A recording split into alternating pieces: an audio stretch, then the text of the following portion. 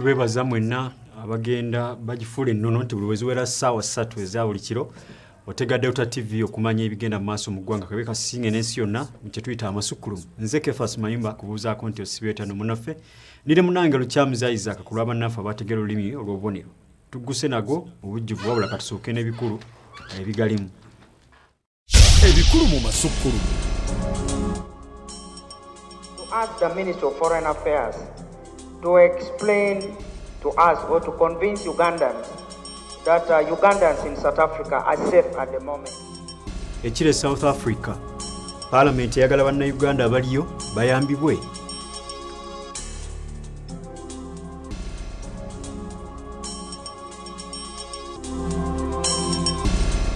Abadde agezaako kulaba nga yeewala okuddamu ku bigenda mu maaso essaawa zino kuba abantu bawambibwa, abantu bati.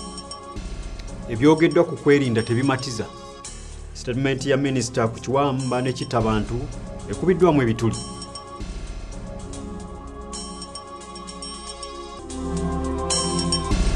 So Troy came and pulled the deceased from Pamela. Emisango 8 giwuliddwa n'ogwa Moze Radio kutandisa okuwulirwa.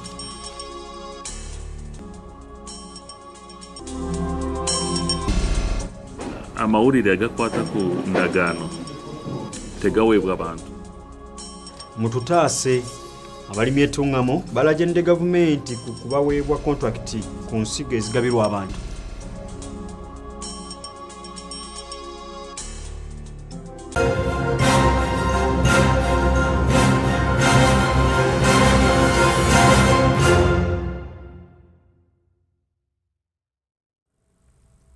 Weewaawo enzingu ziri 5 zoba lya mutunda mwaka gwa mukama waffe 2019.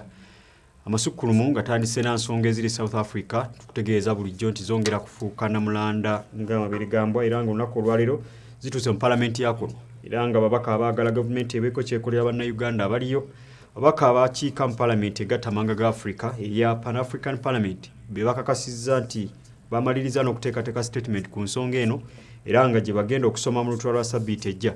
Simimu Nayiga abaddeyo katufune byatusakidde.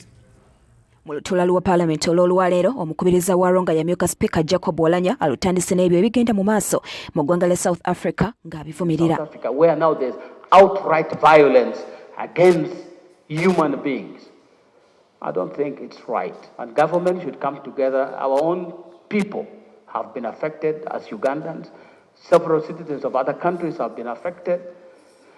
So the discussions, and our government should get interested in these discussions so that we find a lasting solution on how we handle people who move in search of opportunities and so on and so forth. Ono yegattiddwako ababaka abalala ng'owa Bukoto South Muyanja Mbabali okuvumirira ebigenda mu maaso mu ggwanga lino nga bagamba kyannaku okubanga Abafirika balwanyisa Abafirika bannaabwe. Omubaka omukyalo wa Dekolo Tim Cecilia Ogol Barbara owa Butambala Muwanga Kivumbi bagala gavumenti yaku nekakasa ab'enganda z'abo abali mu South Africa nti abantu baabwe bali bulungi oba okubaako kye bakola okubataasa. But I would like to take it a step further to ask the Minister of Foreign Affairs to explain to us or to convince Ugandans that Ugandans in South Africa are safe at the moment. Because we are seeing in the media what is happening. As if we can all go there. But what must be of importance to all our economies is to whether they are prepared to answer the urgent call of the youth bank. You have so many young people. You have immunized them. Said, as government explains, we may need to know how many Ugandans are in South Africa and where they are, and those who are safe and those who need immediate help. So I think the xenophobia in South Africa is uncalled for and we condemn in the highest sense. Minister Mbezo w'ensonga z'ebweru w'eggwanga Okero Olyemba n'abagumizza ng'agamba nti bannayuganda abali eno tebali mu katyabaga. The High Commission is nothing wrong with the High Commission is safe and all her staff are safe. And there's no threat to our embassy or mission in Pretoria. And our other investments in South Africa are all safe. As far as the Ugandans are concerned, any Ugandan who is registered with the Uganda High Commission, we have contacted those who are registered with us, with the High Commission, and informed us that in South Africa we have contacted all of them, and none of them is missing or been hurt. Omubaka omukyalo owangora era nga y'omu ku babaka abataano abakiika mu paalamenti egatta amawanga ga Africa Jacqueline Amongin agambye nti bo ng'aba Pan-African Parliament bamaliriza okuteekateeka statement ku nsonga za South Africa gye bagenda okusomera ababaka bannaabwe ku lw'okubiri lwa ssabbiiti ejja. Right, Honourable Speaker, I think at an opportune moment on Tuesday, the Pan-African Parliament delegation will be presenting a statement in regards to what is happening, and it will be detailed. I beg to move, Right, Honourable Speaker. Thank you. Shamim Naiga, Nicholas Nduga, Delta TV, Amasukkulumu. Ensonga zongera kulanda nga kiro kya nkuba era mu ggwanga erya South Africa ekitebe kyalyo ne Nigeria kigaddwa oluvannyuma lwa bannansi ba Nigeria okulumba bannansi nga bagamba nti ebinaddirira byandibadde bibagwa enkoto. Wakati wa Sande n'Olwokusatu wabaddewo obusambatuko bwayonooneddwamu n'ebintu ebitali bimu mulimu amaduuka saako okunyagulula mu kibuga Johannesburg kinunga kya South Africa.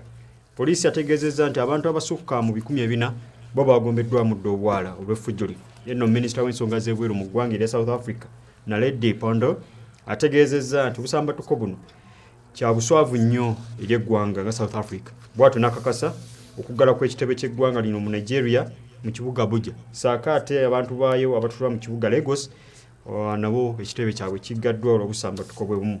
Ebifaananyi byalagiddwa nga bannansi ba Nigeria balumbibwa n'okuttibwa mwatu byongedde kusajjula busajjuzi mbeera.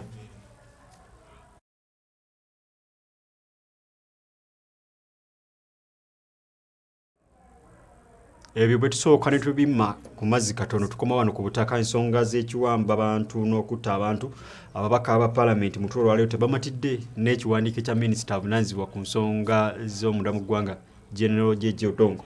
Kusinziira nno ku minisita w'ensonga z'eggwanga lino ez'omunda Jeje Odongo ategeezezza nti yasomye ne statement ku nsonga zino era abo abadde agisoma ategeeza nti kituufu Ekiwamba abantu kyazzeemu wabula ate nga si kinene nga bwe kyali era ng'agamba nti abeekola ne gavumenti bagezezzaako okwongera okunyweza n'okumyumyula mu byokwerinda. Nga bwe yasuubiza ku lw'okubiri lwa ssabbiiti eno, minisita w'ensonga z'omunda mu ggwanga General Jeje Odong olwaleero asomedde Parliament statement ku Kiwamba Bantu n'okubatta ekirabika ng'ekizzeemu ensangi zino. Ono asoose kutegeeza ababaka gavumenti wetuuse mu kuteeka mu nkola ensonga 12 Pulezidenti ze yayanjula gye buvuddeko nti ze zijja okwesigamwako okumalawo obuzibu bw'emisango naddala ekitta abantu nga muno mulimu okussa kamera mu buli kitundu, okuwandiika emmundu zonna mu ggwanga n'ebirala. These achievements, honourable colleagues, are commendable by all means, and they are not accidental. Ono mu kukakasa nti ddala kituufu ettemu n'Ekiwamba Bantu kwazzeemu agambye nti baliko nga gavumenti bye bali mu kuteekateekawo okulaba nga bino biggweerawo ddala era mu gavumenti byeteekateekawo okukola mulimu okujja omusolo ku kamera za CCTV kisobozese abantu ssekinnoomu oba buli maka okuba ne kamera zino ku bisaakaate byabwe ne ku mayumba gaabwe. Right Honourable Speaker, honourable colleagues, in spite of these achievements, it is also true in the recent weeks we have witnessed disturbing trends in the form of murders of especially boda riders and some kidnaps. We are now engaging the Ministry of Finance, Planning and Economic Development with a view to review the tax regime on this. Removing the tax to make CCTV cameras for private people more affordable. Ono era akakasizza nga gavumenti bw'eriko byeteekerateekera ababoodaboda ebinaabayamba ku byokwerinda byabwe. The outcome of this multi-sectoral consultation will feed into a committee chaired by the Prime Minister on this same matter, and the resolutions thereafter will be used to assist in the management of this industry and hopefully improving the security of the same. Minisita talina kyamaanyi kyayogedde ku Kiwamba Bantu okujjako okutegeeza ababaka nga bwe bajja okuvaayo n'alipoota bwe banaaba bamaliriza okunoonyereza. Wabula ono annyonnyodde ng'ebyokwerinda by'eggwanga bwe bitali bubi nnyo nga bwe bibungeesebwa ku mikutu gye mugattabantu. Olunwe alusonze mu bannabyabufuzi bagamba nti ensonga bazitaddemu ebyobufuzi balage ekifaananyi ekibi ku byokwerinda. In conclusion, Right Honourable Speaker, honourable members, security is not as bad as is being portrayed. It is continuing to improve. I'd like to encourage all of us to avoid politicizing security. Okusomooza, minisita agambye nga gavumenti bwe balina okunji ekireetedde abazzi b'emisango okwegiriisa era mu bimu ku bisoomooza mulimu amasimu abatemu bano ge bakozesa nga si mawandiise. Ono asuubiza nga bwe bagenda okwongera okulongoosa mu mpeereza ya poliisi. There are quite a number of duplicate telephone handsets in circulation. These duplicates make it difficult to track dubious callers because their IMEI, the identification for each phone, are of course duplicates. Wabula Bababaka, statement yono bagikubyemu ebituli. Siri mu mativu n'okuddamu kwa Minisita Jeje Odong olw'ensonga nti ebintu bye bayogerako by'ebintu eby'emabega balowooza nti fe okuleeta ensonga zino tuli mu byabufuzi. Shamim Naiga, Nicholas Nduga, Delta TV, Amasukkulumu. Obale nnyo Shamim Naiga. Omulamuzi wa kkooti enkulu ewozesa emisango egya Nnaggumala Jane Francis Abodo olunaku olwaleero abadde mu lutalo lwa kkooti wabula nga lubadde lwa njawulo anti emisango egisoba mu kinanja egiwuliddwa mu jjo nga mwe muwadde n'egy'okutta omuyimbi Moses Ssekibogo abasinga obungi gwe tumanyi nga Moze Radio nga gino guvunaanibwa Kanyama Godfrey Wamala amanyiddwa nga Troy. Abajulizi bataano baleeteddwa okulumiriza Godfrey Wamala okukuba omuyimbi Moses Ssekibogo amanyiddwa nga Moze Radio ekyamuviirako okufa omwaka oguwedde. Bano babadde mu maaso g'omulamuzi wa kkooti enkulu Jane Francis Abodo mu kkooti etudde Entebbe. Omujulizi asoose David Ebangiti Otiyo amanyiddwa nga Washington ng'ono producer oba muwandiisi w'ennyimba. Ono alumiriza Godfrey Wamala okutta Moses Ssekibogo eyali amanyiddwa nga Moze Radio. Yes, I know that gentleman over there. Who is he? He's the gentleman who took my brother's life, Radio Moses. I know him by face and name. Omujulizi ono ategeezezza kkooti nga bwe yafuna essimu okuva ewa mukwano gwe Radio kati omugenzi ng'asaba amuwerekereko mu dduuka eritunda eby'okuzimba amayumba Entebbe asobole okusasula bye yali agenda okuzimbisa ennyumba. Ayongeddeko nti oluvannyuma baagenda ku bbaala ya Dibba Entebbe era nga baayanirizibwa omukyala Pamela n'abantu abalala era ne babanjulira n'ennyini bbaala nga ye George Egesa.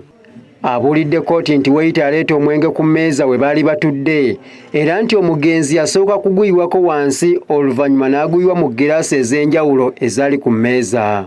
Ayongeddeko nti Radio olwamala yayiira nnyini bbaala omwenge ku mutwe ne ku ssaati ekyamujja mu mbeera n'asindika emmeeza eyaliko giraasi ne ziyiika.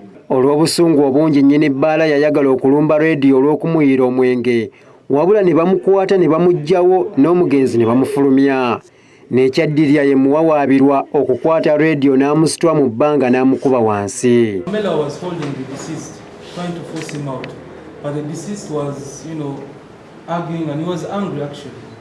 So Troy came and pulled the deceased from Pamela, who was holding him, trying to get him out, lifted him up and just let go.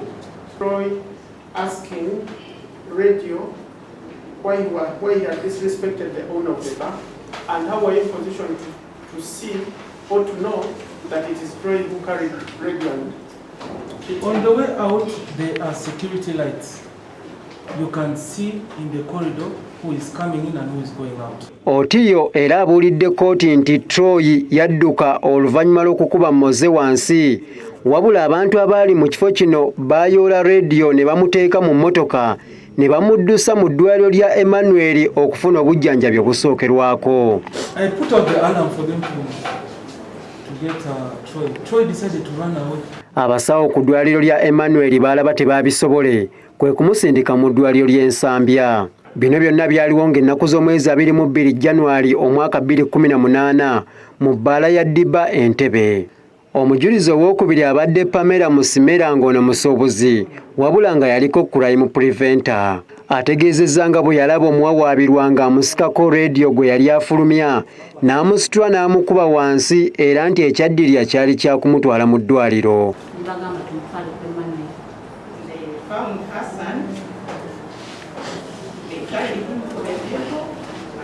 advise them to take him to the hospital. Omujulizi owookusatu abadde maama w'omugenzi ayitibwa Jane Margaret Kasubo ng'aweza egy'obukulu 6. Ono mu maziga amangi ategeezezza kkooti nga bwe yafiirwa omwana eyali amuyamba ne famire ye mu buli kimu, era ng'asabye kkooti esingise omusango omuntu eyatta mutabani we. Alabirira nze ne bazzukulu bange ne maama wange anzaala n'abaana bange abalala. Abajulizi abalala kubaddeko Hassan Muwonge nga kati ekalaba alaba w'ebbaala ya Tips Cow Entebbe nga yaliko mukwano gw'omugenzi. Omujulizi asembyeyo ye Justin Nshimye ng'akola ne Airtel era ng'ono mukwano gw'omwawaabirwa. Omusango gwakuddamu olunaku lw'enkya. Annette Nakayibale yabaddeyo ku Delta TV Amasukkulumu. Kulikayo mwanyinaze Nakayibale. Kizuuliddwa nno okusinziira kunoonyereza nti ebyobulimi tebijjumbiddwa ddala mu disitulikiti y'entuŋŋamu. Kino nno nga kivudde kuba kontulakita bano nga baweebwa omulimu ogw'okusaasaanya ensigo z'ebirimu ebitaliimu okuva mu kitongole ekya gavumenti ekya NADS okuzigabira abantu ate ne bazirwisaawo. Kati abalondola enteekateeka eno bagaala gavumenti ereeta etteeka erivunaanyizibwa ku bakontulakita bano nga be baweebwa emirimu gy'okubunyisa ensigo zino. Ekitongole kya Africa Freedom for Information Center mu kunoonyereza kwekikoze ku kulondoola kontrakiti za gavumenti eziweebwa ba contractors ab'enjawulo bakizudde nga ebibeera mu ndagaano ezikolebwa abantu bano si bye bakola. Mu bino mulimu okuzimba amasomero, okuzimba amalwaliro, saako ebyobulimi nga bino bikolebwa mu disitulikiti eziwerera ddala 5 okuli Nebbi, Ntuŋŋamu, Nakaseke, Mityana ne Mubende. Tubadde nga tutunulira contracts ez'enguudo, amasomero, amalwaliro n'ebyobulimi. Tusanze nti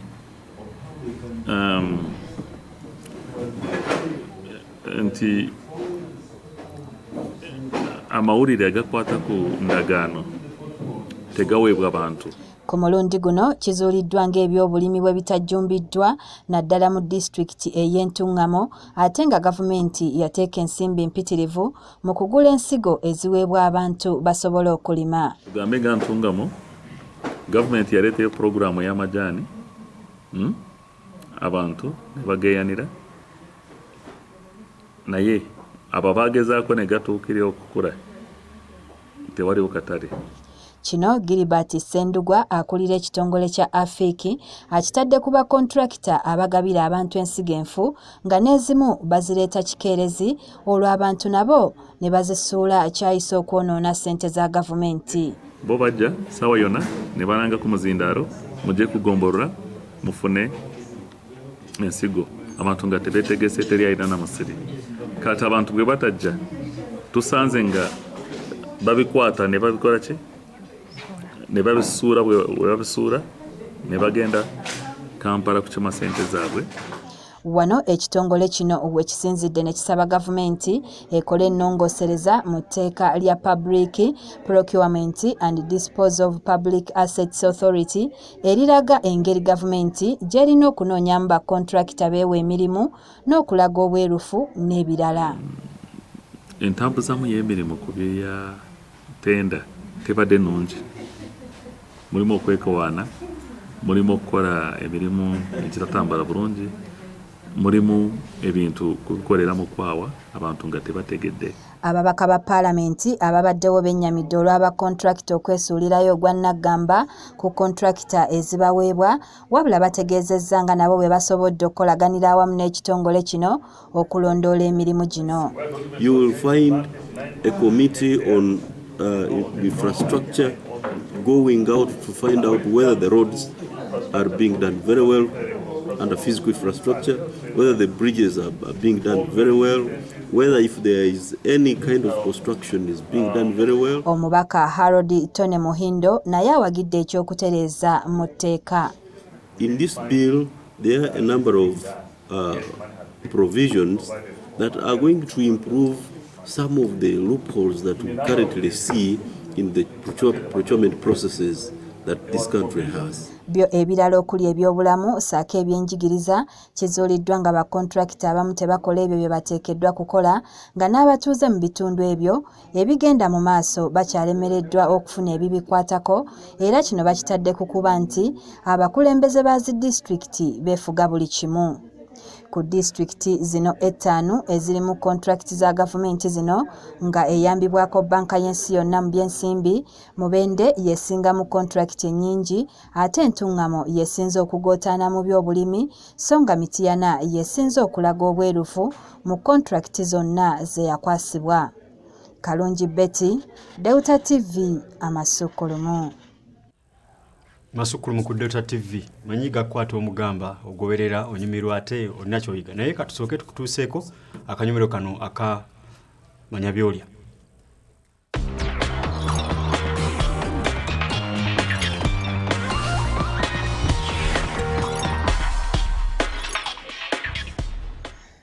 Abakazi abali embuto bakubirizibwa okulya ebintu ebirimu ebiriisa nga n'omunnyo mweguli.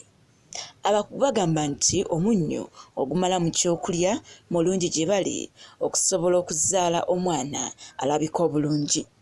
Okubeera n'amannyo agalabika obulungi kyagalwa buli omu. Ng'okukituukako osobola okweyambisa omunnyo. Omunnyo guyambako okutta obuwuka obusirikitu obukwata mu mannyo. Ddira akajjiko kamu ak'omunnyo okateeke mu kikopo ky'amazzi agabuguma. Gayimunguze mu kamwa gonna. Kijja kuyambako ggwe azimbye ekibuno ssaako n'okulwanyisa obuwuka obusirikitu obwandikulumbye. Omunnyo guno era guwonya amabwa g'oku mumiro. Nywa amazzi agabuguma nga mulimu omunnyo ojja kulabawo enjawulo. Ebyo omunnyo gwe bikola. Manya byolya.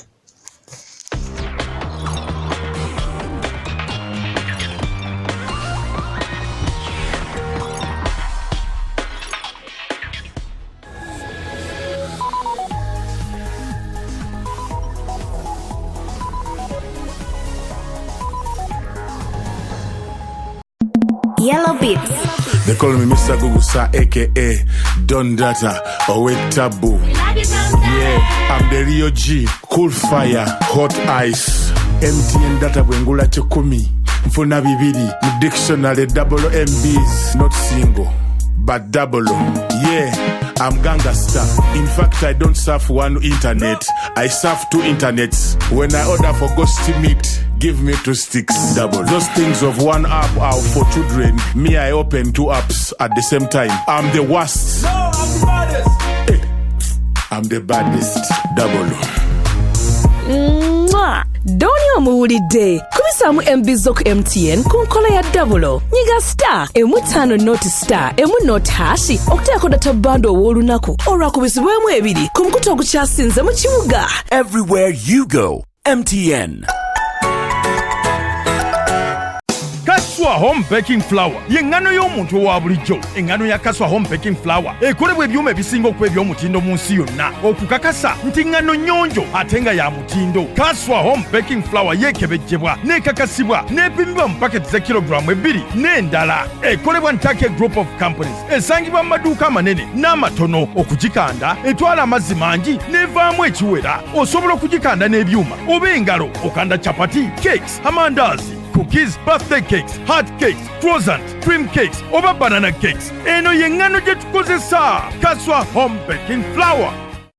Akakiiko k'ebyokulonda kafulumizza ebinaagobererwa mu kutereeza ebifo ebironderwamu okuva ng'ennaku z'omwezi 2 okutuuka nga 14 omwezi ogw'omwenda omwaka guno nga tweteekera okulonda kwa 2020-2021 okusobozesa bannayuganda okusuula obulungi akalulu kaabwe. Buli muluka oba waadi yateekeddwa okubeeramu ekifo kimu waakiri ekironderwamu. Emiruka emipya omutali bifo bironderwamu nabo bijja kusibamu ekifo ekironderwamu. Abakulira ebyokulonda mu disitulikiti bateekeddwa okukakasa nti buli ggombolola, omuluka oba waadi biri ku maapu ekakasiddwa ab'akakiiko k'ebyokulonda. Singa wabeerawo omuluka, waadi oba ekitundu ekirina okulonderwamu kyokka nga tewali kifo kironderwamu, enkiiko za kutuuzibwa ku muluka okusobola okusaba ebifo ebipya. Okumanya ebisingawo kuba ku nnamba y'essimu eno wammanga Note 32 21 10 birangiddwa akakiiko k'ebyokulonda mu ggwanga.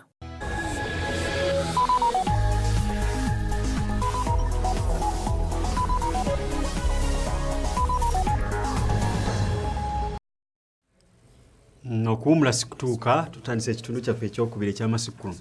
Ministry y'ebyentambula n'emirimu etegeezezza nti erinako wetuuse mu kukola emirimu egyategekeddwa kukola newankubadde nga ate wakyaliwo okusoomozebwa okw'enjawulo. Buno bubadde bubaka obwogeddwa minisita w'emirimu n'entambula Monica Zuba lubadde lukuŋŋaana lw'okwekuba mu ttooki minisitule eno wetuuse bukyanga mwaka gwa byansimbi guno gugibwako akawuuwo naddala mu nkola y'emirimu gyagyo ng'olukuŋŋaana oluyindidde wali oba lukyagenda mu maaso wali ku Speak Resort e Munyonyo.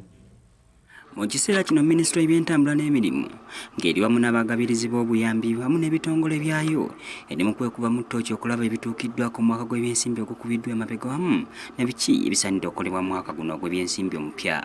Okusinziira ku minisitule eno erina obuvunaanyizibwa ku nguudo eziweza kilomita 497 nga ku zo kilomita z'enguudo eziri ku mutendera gwa disitulikiti 5 zimaze okuddaabirizibwa, kilomita 3 zo zaamala dda okukolebwa so nga batunulidde ziri mu byalo eziri eyo mu kilomita 175.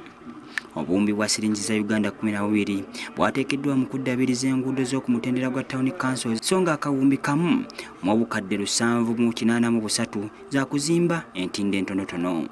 Minisitule eyogedde nga bwegenda okwongera amaanyi mu kuzimba oluguudo lw'eggaali y'omukka okuviira ddala Malaba kisobole okwanguyiza ku by'entambula y'ebyamaguzi. Uganda Railways has now opened up operations on the Central Corridor to Mwanza Port to support the Northern Corridor. The meter gauge railway network is still crucial to the transport industry as we wait for the construction of the standard gauge rail. Songa n'ebyentambula y'oku mazzi n'okulongoosa emyalo nabyo bigenda kussibwako essira nga mu kino mulimu omwalo gw'Ebukasa wamu ne Port Bell. Minisitule y'ebyentambula n'emirimu Azuba Ntege agamba nti bakozesa enkuŋŋaana nga zino okumanya emirimu nga bwe girina okuddukanyizibwamu nga beekuba mu ttooki. Okulaba nga tulongoosaamu nga tuimprovinga okulaba nti sector edeliveringa ku mandate nti waliwo economic growth y'enguudo zitambula buli kintu kyonna kyonna kitambula. Kati omwaka oguddako ate ne tuddamu ne tutunuulira ku bino bye twasuubiza okukola tukoze tutya. Wadde nga Zuba agamba nti waliwo ebituukiddwako kyokka waliwo okusoomoozebwa okubatawaanya naddala okukendeeza ensimbi ezirina okukola emirimu nga n'omwaka gw'ebyensimbi guno ez'okuddaabiriza enguudo zisaliddwako obuwumbi okuva ku 407 okudda ku 432. Bwe tuzimba enguudo buli luguudo buli lwokola oluguudo emmotoka ne zitandika okutambulirako sirooli zitandika okwonoona oluguudo. Kakati olina okuba nga omaintaininga nga bwe mukimanyi simple nja ensonga y'omugotteko oguli mu kibuga Kampala. Minisitule etegeezezza nga bwegenda okuleeta bbaasi nga kwotadde n'okulongoosa entambula y'eggaali y'omukka okutuuka ekyengera ne Mukono nga kirowoozebwa nti kyakuwonya obukadde bwa $America obusobayo mu 8 bwadde bufaafaagana nga entunga eyiika. We are working with our government partners to make sure that we bring in what is called the mass transit buses, the big buses which will be able to decongest Kampala.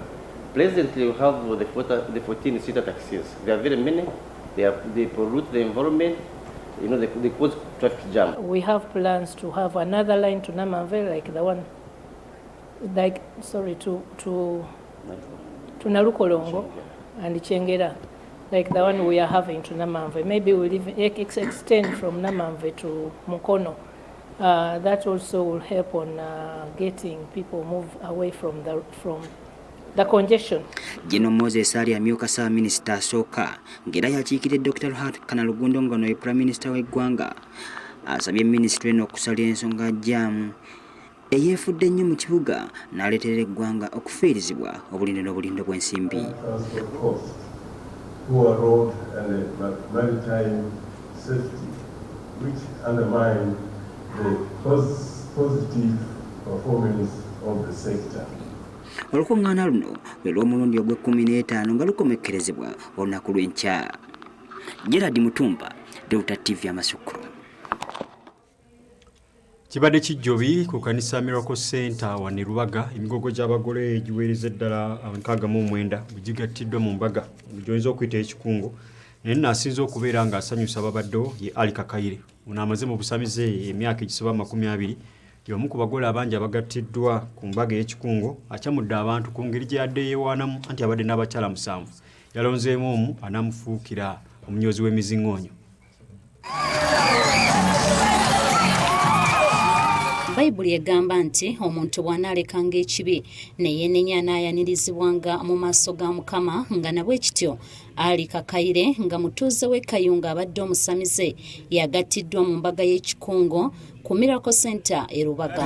Emizimu ky'ekintu ekitasiima niwo oba ogikoledde saddaaka naye ng'okozeemu ensobi emwewo oba olidde ku kyennyanja era kakasawano olinawo keeko enakanyendo olidde ku kyennyanja ofuna kiboogo. Kakayire ng'alina abaana 16 yasazeewo okugattibwa mu bufumbo obutokovu n'aleka abakyala abalala 6 kyagamba nti yalabye omusana. Ono yegattiddwako munne gw'abadde akola naye omulimu guno era naye aguwandala oluso. Ebintu bya kiferefere tebikola kale bikola naye sente oli agikuwa abeera akaaba kale tebituukiriza nga tebituukiriza kwambala ngatto n'ofuna sente n'olya enkoko n'okola ki naye nga teri kunyirira teri kiisawo byonna kusiba mu bubugo obwo bukibuki obwo sali mukongozi nga ndi mukongozi bwali yalinga mukama wange yenze muyamba mu kino kino basimuligende mugamba tibageze bagambwe bakyala baabwe beebazizza Katonda olw'abasajja baabwe okulokoka ne bava mu busamize n'okusalawo ne babalonda mu bakazi abangi babadde nabo. Mu byonna sina bingi byakwogera ne baza bwebaza Mukama olunaku lwa leero olw'okutukuza obufumbo bwaffe n'otulokola n'okulokola omwami wange kyekyokka ne baza muzeeyika yange asisuubira engeri gye baali bagaliramu ebisambo asisuubira naye nze nkyebaliza Katonda. Omubaka bw'omusumba Kayanja ategeezezza nti abagattiddwa mu bufumbo obutukuvu balina okubeera ekyokulabirako eri eggwanga kuba Katonda kyagasse teri n'omu akigattulula. Wano wasinzidde n'asekerera abo bonna abavumirira embaga z'ekikungo. Empirateekwa bufumbo kubanga neetooloovu. Kiraga nti okwagala kwo tekulina paka nga omuntu afudde. Ekintu kyokka omukyali akoze n'akiteekawo. Emigogo gy'abagole 69 gye gigattiddwa nga muno mubaddemu n'abatali balokole. Muyogeyoge bannaffe okwefunira obufumbo obutukuvu. Okusinziira ku kibiina ky'ebyobulamu ekyensi yonna omwezi ogw'omwenda bagutwalanga gwa bulwadde bwa Nalubiri kiyite sickle cell. Mu mwezi guno bakubiriza abantu okwekebeza ekirwadde kino saako n'okugumya ababulina nti obeera nabwo obulamu bwonna. Omwezi guno gwonna mu bulamu bwetaaga tutunulidde mu kanyomero kaffe kano abantu ab'enjawulo tukuleetedde balina Nalubiri n'olwaleero tutunulidde Felix Luswata.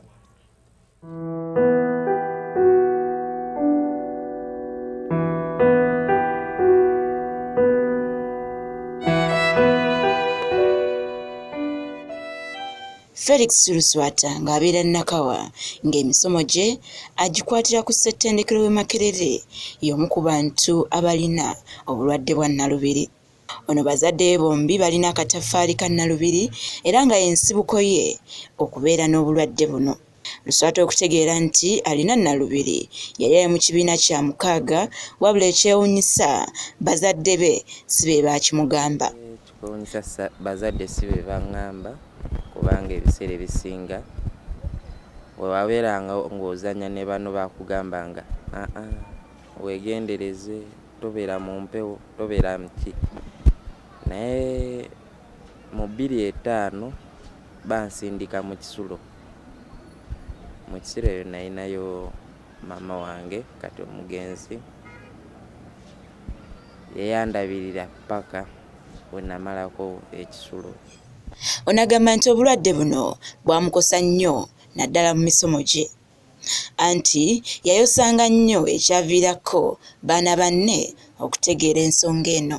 Bannange baalabanga seesinga navanga ku ssomero ne mala wiikisi emu 2 nga siriiwo kati okumanya nti embeera weetambula nagitegeera nga ntuuse mu high school ndi mu secondary. Ng'abazadde abalala bakweka ebikwata ku baana baabwe naddala obulwadde nga bati oba oliawo bayinza okuboolebwa bo aba Luswata bategeeza abasomesa ekintu ekyamuwanguyiza obulamu bwe ku ssomero. Ab'essomero babagamba mu kutandikwa nti ono talinga banne bali abalala ono mulwadde wa sickle cells ne muyambeko oluusi embeera mukaluubiriza biki nenkitegeera. Obulwadde bwa nnalubiri bwa musaayi era ng'obutaffaali obugukola bunafuwa ekiguleetera okwesiba nga y'ensonga lwaki obulumi bubeera bungi ssaako n'okusannyalala era nga Luswata kino ye kyasooka okumutuukako ng'ali mu kibiina kya 7 n'amala ennaku 10 nga tayogera. Ngenda okutuuka mu secondary high school nga nafunako stroke yange yasooka nali mu P7 nga mulayo omwezi gumu okola ebigezo. Saidi yange eyadyo yonna ya paralyzing ne mala ennaku 10 nga soogera. Luswata agamba nti omwana alina nnalubiri wa bbeeyi okulabirira anti eddagala lya buseere ssaako n'endya ennungi yeetaagisa era alina akagambo kawadde bavubuka banne ku nsonga z'omukwano. Tuli mu mulembe nti amalwaliro ne tekinologi agenda yeeyongerako naye ebyedda tebamanyanga kasita mwasiimagana naye katika ne woba osiimye mwana munno n'omanya nti jini agiina ku lw'obulungi lw'abaana bammwe nammwe okubeera obulungi mu biseera by'omu maaso kkiriza omwesonyiwe. Ekirwadde kya nnalubiri bulwadde bwa musaayi nga kiva ku mamawo ne taatawo okubeera nga balina akataffaali ka nnalubiri bombi. Okusinziira ku Luswata alowooza nti Uganda okukendeeza obulwadde buno buli muntu asaanye okwekebeza naddala abagenda okufumbirigana mumanye engeri gye muyimiridde mu nsonga ezo. Bitana Lukenge, Zawuta TV, Amasukkulumu.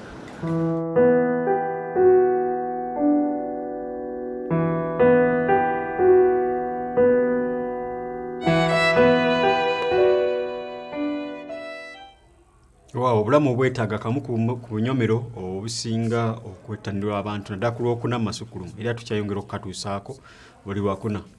Papa Francis atandise obugenyi bwe mu kibuga Maputo mu Mozambique eno nga yatuseeko mu kiro ekikesezza olunaku olwaleero era nayanirizibwa mu ssanyu mu ngeri y'ekitentege gye bakyagala gye bakyalira. Omutukuvu Papa wakumala ennaku 3 ng'alambula Africa ate ng'asuubira okutuukako e Madagascar ne Mauritius era asemba agamba nti no asabira mirembe gibukale mu Africa.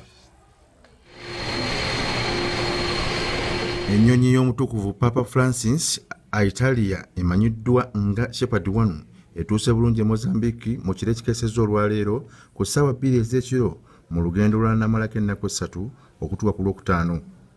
Papa bwe yabadde asimbula e Roma yategeezezza nti azze kulamaga e Mozambique okulaba ng'asisinkana ku bantu abagwebwa omuyaga Idai okusabira okutabagana mu bantu naddala mu kalulu akalindwa ennaku z'omwezi 15 Oktoba era nga ne Ssemazinga wa Africa abukalemu ku mirembe. Kinajjukirwa nti Mozambique kyejjeeve mu lutalo lw'ekiyeekera Philippe Nyusi bwe yassa emikono ku ndagaano ne Osofu Momade ow'akabinja ka Renamo abaayeekera eggwanga eryo okumala emyaka 15 era nga n'abamu baggiddwako emmundu mu kweteekateekera obugenyi bwa Papa. Omutuukirivu ayaniriziddwa nasisi w'omuntu akuŋŋaanidde ku kisaawe e Maputo nga wano abadde bakulembeddwamu Pulezidenti Philippe Nyusi, baminisita be n'abasumba ba Kereziya ku abantu njolo. Olugendo lw'omusika wa Peetero luno lwawakanyuziddwa nnyo abasiraamu bannalukalala era nga Papa si wa kufuluma kibuga Maputo ebbanga ly'anamala e Mozambique. Papa olwaleero asoose mu kafubo ne Pulezidenti Nyusi okunyiikiriza eky'endagaano y'emirembe n'abamuvuganya ate oluvannyuma asisinkane ku baakosebwa omuyaga Idai. Wabula wakutuukako mu ggwanga lya Madagascar ne Mauritius era ng'olugendo lwonna wakulufundikira ku Lwakutaano n'ekitambiro kya Mmisa kyagenda okuyimbira Maputo ku kisaawe kya Zimpeto. Omutukuvu Papa Francis ye Papa owokubiri okukyalako e Mozambique mu myaka 30 egiyise omutuukirivu Papa John Paul II ye yasemba okulambula eggwanga lino mu 1988. Wabula nga wajjidde nga Ssemazinga wa Africa azzeemu omuze ogugobaganya abagwira ogwatandikidde mu South Africa ogulabise nga gugenda gusaasaana.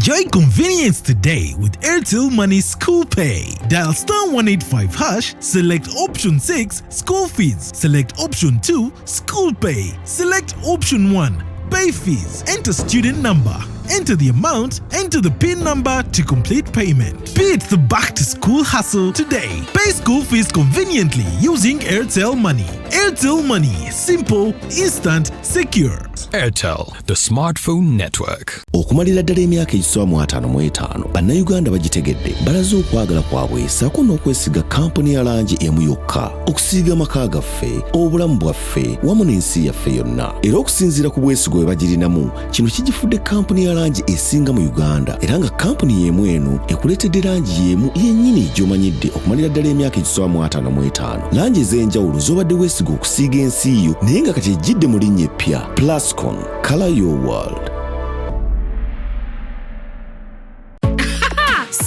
Satu kiki yene namba 3 laba ono kiri 3 ku Airtel so sinyanga bwe kibadde kozesa siringi 3 buli katikitiki okukuba ku mikutu gyonna wano mu Uganda. Ng'oli ku Airtel kubira ab'emikutu emirala gyonna ku siringi 3 zokka buli katikitiki. Kaakano yogera na buli muntu ku buli mukutu gwonna akadde konna ku siringi 3 zokka. Twazisaze. Airtel, the smartphone network. Airtel elungamizibwa Uganda Communications Commission.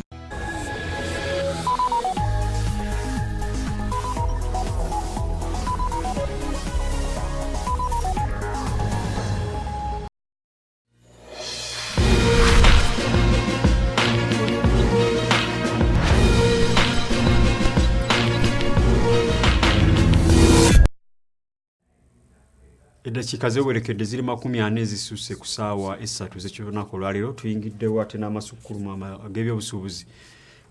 Mukulu w'ekika ky'omutima omuyanja Namugera Kakeeto Ebbaale 47 Mutaka Nicholas Kasekende oyongedde okukaatiriza ennunuuba olugero lwa agali awamu ge galuma ennyama anti wamalibwa Kiina Wangereka bw'akubiriza abazzukulu be okwongera okwegatta bwe basobola okubeera nga babaako bye beekulaakulanyamu.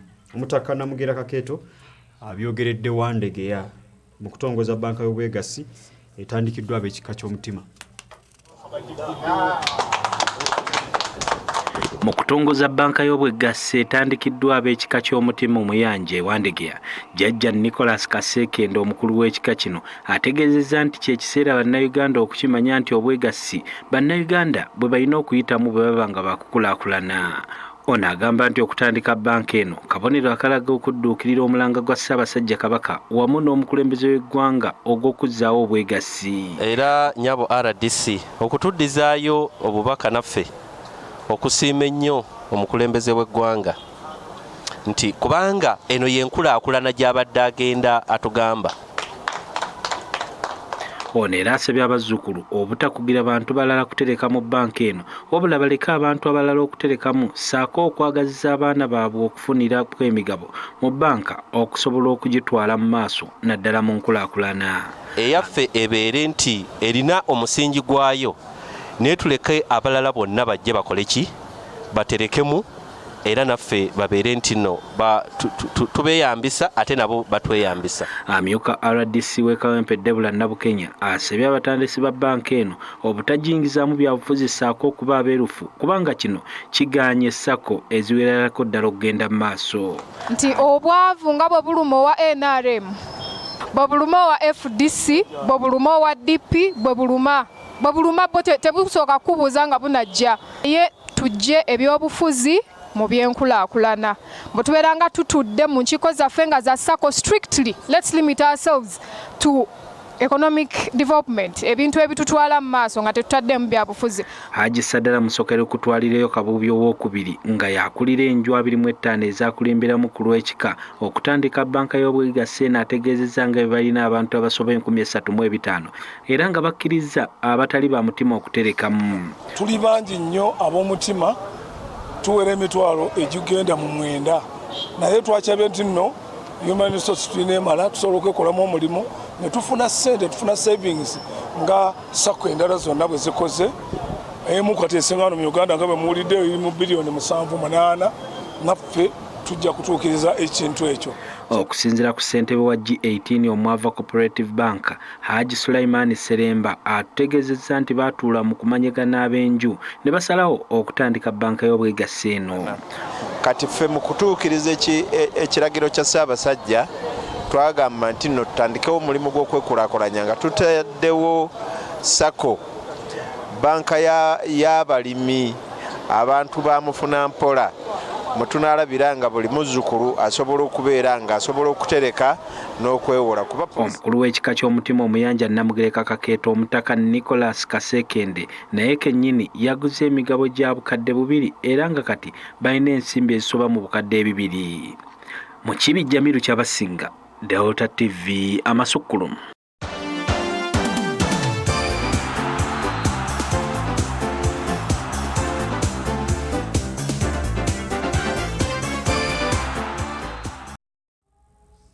Amasukkulumu bya mizannyo.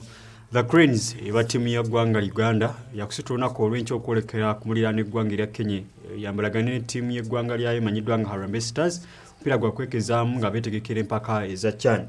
Kino kiddidde okutendekebwa okubadde olunaku olwaleero ku kisaawe kya Star Times e Lugogo kukulembeddwamu omutendesi Abdalla Mubiru era nga kwetabiddwamu abasambi abatali bamu. Katulabe nga bwe bibadde.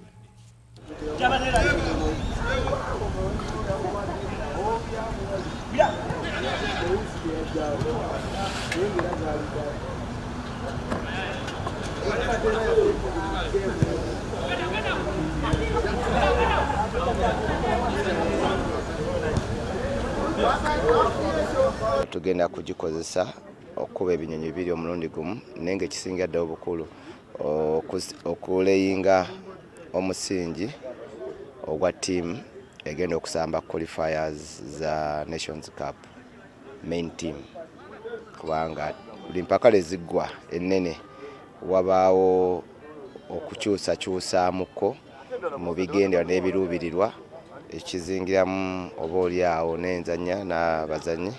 So tugezezaako okulaba nga tuteekateeka ttiimu coach anaaba atekinze over obunaanyizibwa bw'okutwala ttiimu eyo mu maaso okuba nga alina waatandikira. At the same time tuzeyambisa abazanyi abali abawaka okulaba nabo nga twongera okubateekateeka mu kifaananyi kituufu kubanga tulina empaka za kusunsulamu eza CHAN. Asemba okubeera wano eno ndowooza yali last year match. Kyampa obuvumu bw'amaanyi era ne kimpa okweyongerayo okukola ennyo. Na breakinzemu n'enkomawo ewaka ng'era ebimu ku bigendererwa byange byankomezaawo ewaka byakulaba nga kapusi zange zongera okuwera.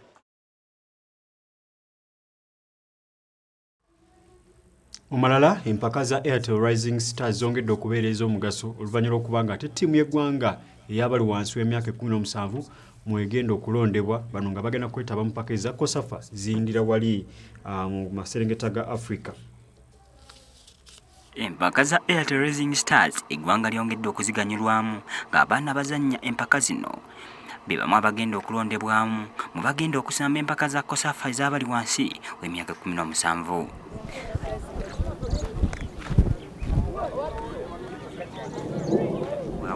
Ayubu Kalifani nga yaweereddwa omulimu gw'obutendesi bwa ttiimu y'eggwanga ey'abawala abali wansi w'emyaka 17 agamba nti empaka zino zaakuyamba nnyo kuba zikuŋŋaanyizza abaana bangi kigenda okuwa abatendesi omwagaanyo tatawaana kubanoonya mu abo abagenda okusamba empaka zino. Kati nze ng'alina tasiki y'okufuna abaana ndowooza baba bagisimplifyinze yandi linnya emmotoka okugenda Arua okulaba omwana omulungi yo nga region yakuŋŋaanyiza abalungi abali wansi w'emyaka 17 naye baleeta wano. Empaka zino ziri mu kibuga Kampala mu kiseera kino nga ziri ku mutendera gwa ggwanga kulaba kani agenda okuziwangula omwaka guno.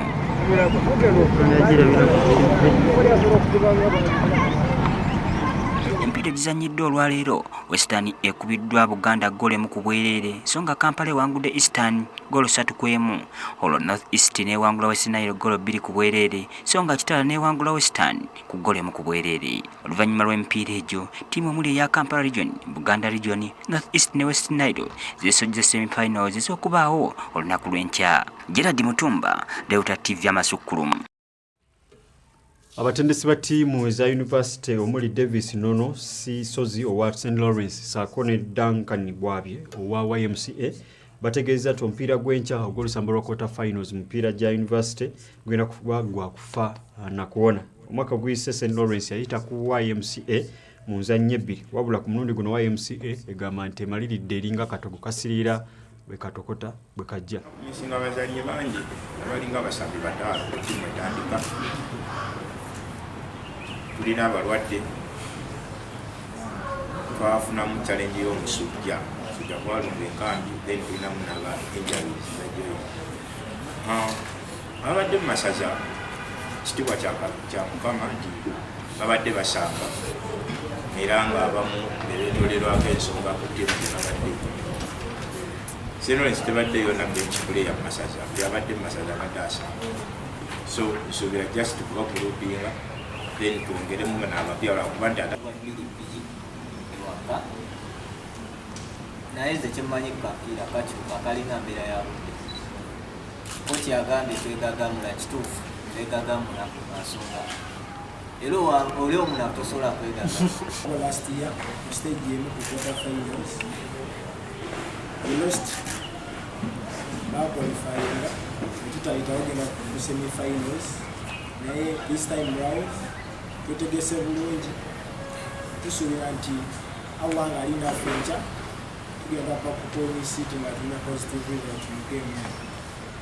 Nze nja kiyita okwegaganula, njagamba nti St. Lawrence yegaganule nga tugenze wa Bronze ne bakuba equalizer. Naye baba begaganula kakitegeeza ku luno nina okutereeza nzijewo ekintu ky'okwegaganula nemeba wa chance ekola ki eyegaganula okulaba ng'itebamu akagoolo.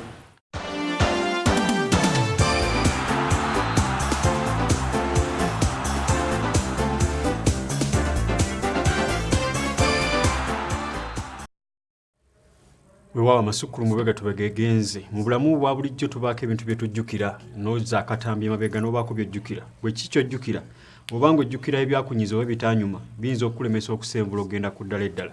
Buli lwojjukira ebitaanyuma oba ebitaagenda bulungi kyandikuyamba obuyambi okufunamu essomo oba ekyokuyiga n'olema kuddamu nsobi yeemu n'osobola okugenda mu maaso. Nze Kefasi Mayumba ebya Amasukkulumu mbyetegudde engeri ya mukomazi gye yeetegulamu omukaaku. Mbagaliza ekire kirungi atakumira ssente ne leero nsabye akologo. Omukisa gw'omukolo gwo wano ku Delta TV gukutuusibwako Abantake Bakery, abakozi b'engano Kaswa Home Baking Flour, engano